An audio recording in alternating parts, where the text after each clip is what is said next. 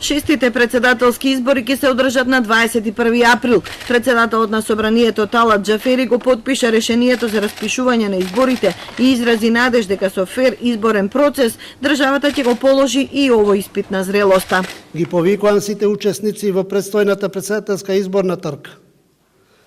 Политичките партии и вас, граѓаните, да направиме максимални заложби Република Македонија да добие уште едни избори какви што и доликуваат на европска демократска држава заради остварување на стратешките евроатлантски аспирации на државата и заради доброто на граѓаните.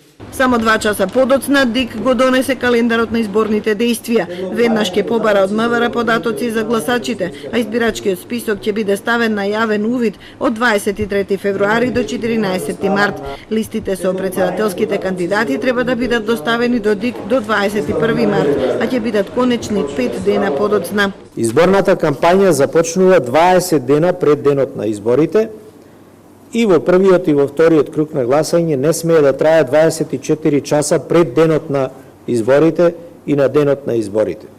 Односно, започнува во 00 часот на 1 април 2019 година, а завршува 24 часот на 19 април 2019 година. Новиот председател може да биде избран уште во првиот круг, доколку за него гласаат мнозинството од запишаните избирачи, односно над 900.000.